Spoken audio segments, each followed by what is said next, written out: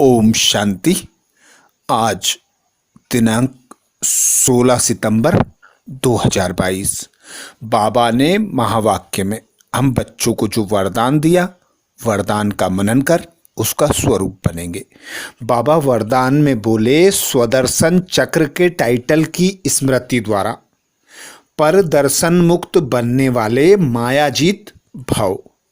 आज स्वयं भगवान निराकार पिता परमात्मा हम निराकार आत्माओं को माया जीत भव का वरदान देते।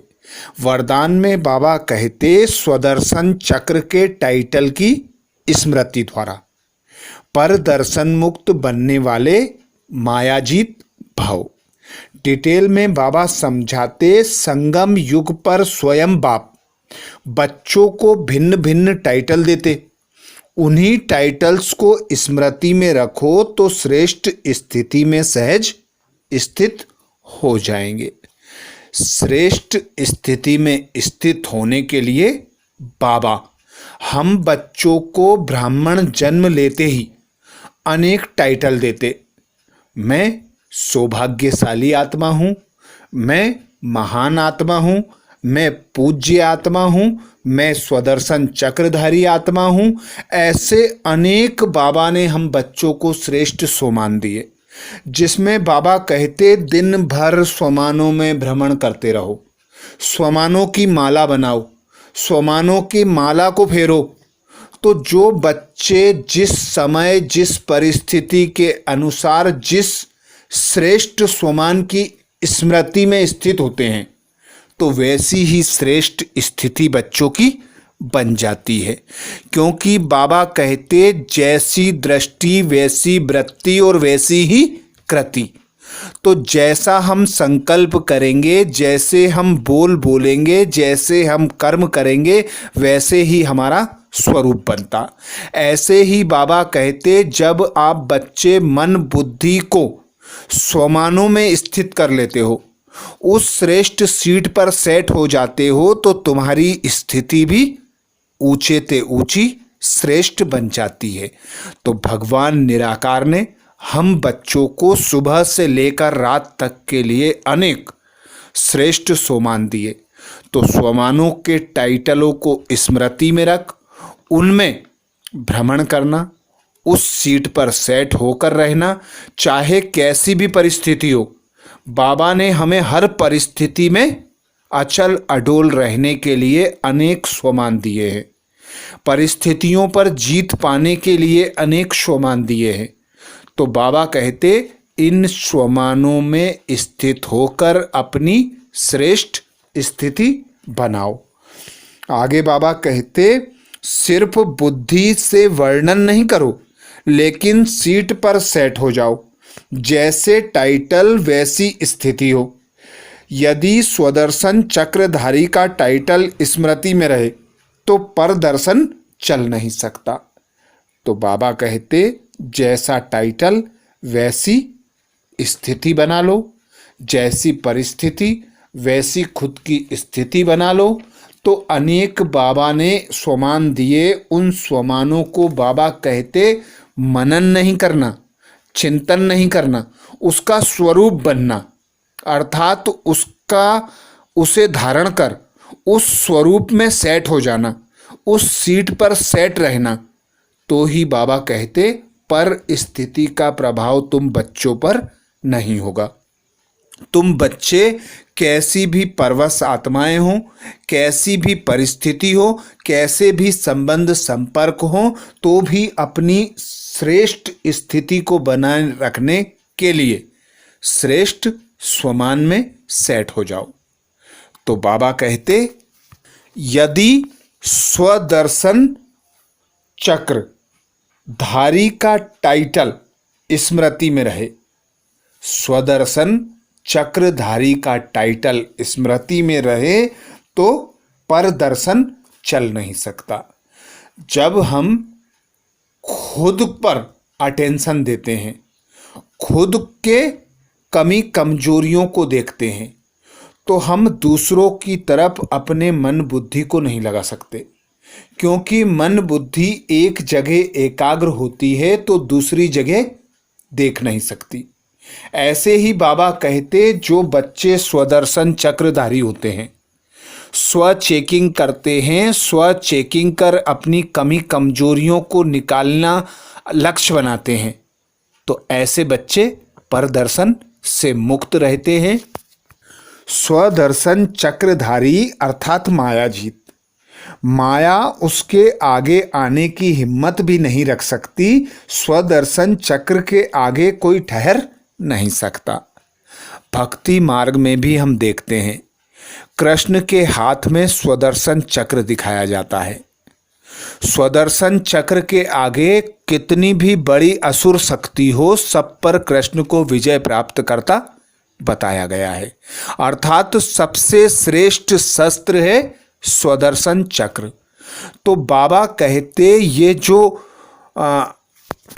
ये जो देवताओं को अलंकार दिए गए हैं, ये सब तुम बच्चों के अलंकार हैं, तुम बच्चों के शस्त्र हैं।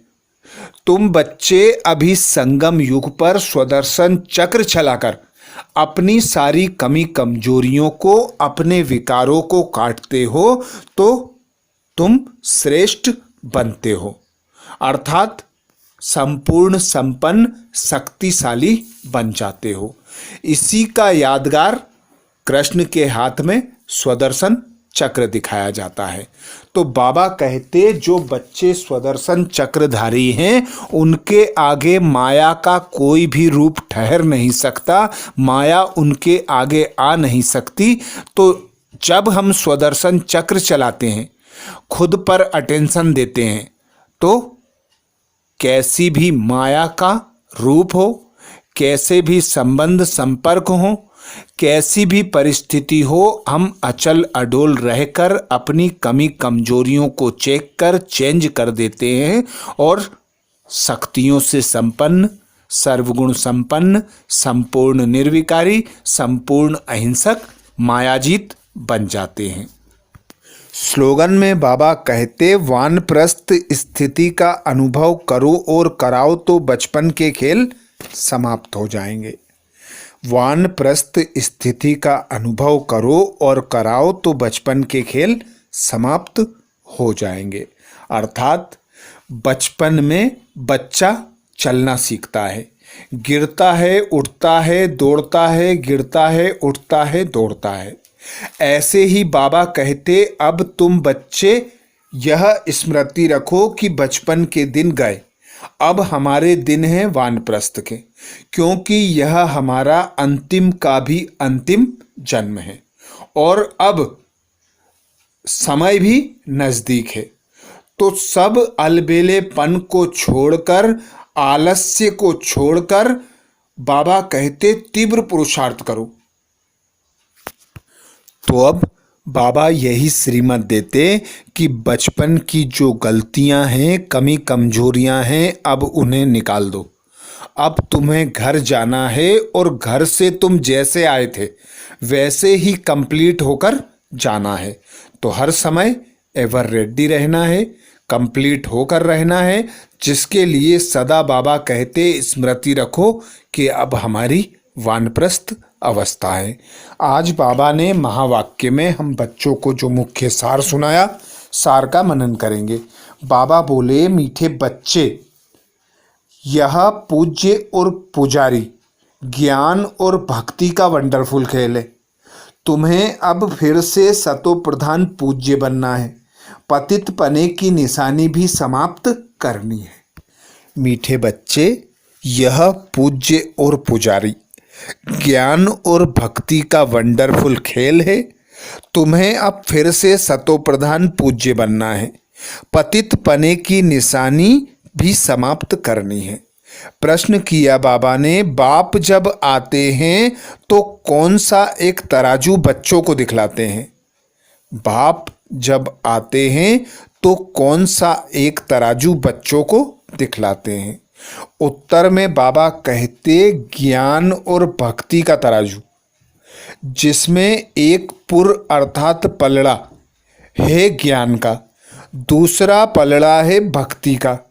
अभी ज्ञान का पुर हल्का है, भक्ति का भारी है, धीरे धीरे ज्ञान का पुर भारी होता जाएगा। फिर सतयुग में केवल एक ही पुर होगा, वहाँ इस तराजू की दरकार ही नहीं है। धारणा के लिए मुख्य सार में बाबा बोले, पहली पॉइंट, यह जीवन बाप की सेवा में लगानी है। बहुत बहुत सुखदाई बनना है। कोई उल्टा सुल्टा बोले तो शांत रहना है। बाप समान बन सबके दुख दूर करने हैं। यह जीवन बाप की सेवा में लगानी है। बहुत बहुत सुखदाई बनना है। कोई उल्टा सुल्टा बोले तो शांत रहना है। बाप समान सबके दुख दूर करने हैं। दूसरी पॉइंट बाबा कहते, अपने रजिस्टर की जांच करनी है। देवीय गुण धारण कर चरित्रवान बनना है, अवगुण निकाल देना है।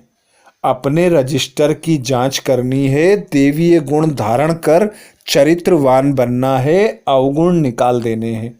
ये थे बाबा के महावाक्य। अच्छा, ओम शांति।